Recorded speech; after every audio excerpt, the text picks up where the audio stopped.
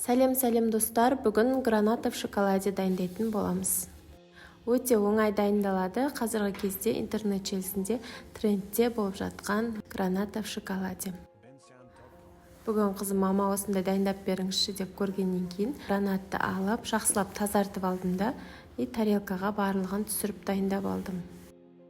Негізі кез келген шоколадты қолдансаңыздар болады.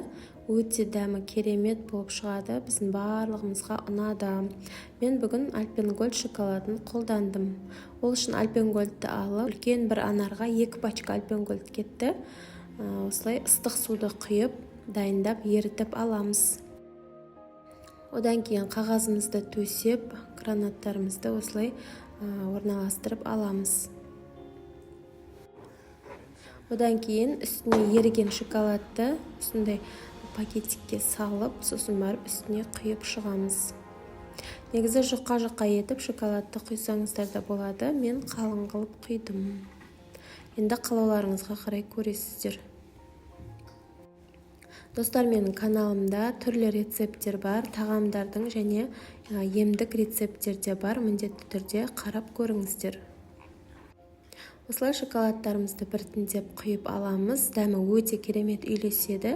Сосын морозилкаға 20 минутқа немесе холодильникке 1 сағатқа қойып алсаңыздар, шоколады қатып, өте дәмді осындай шоколад дайын болады бізде. Граната в шоколаде дайын болады.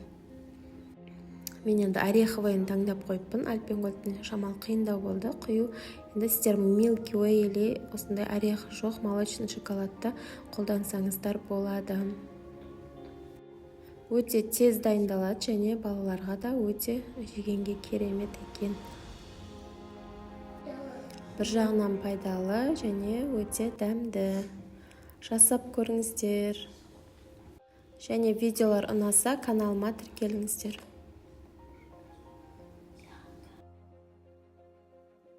bensound.com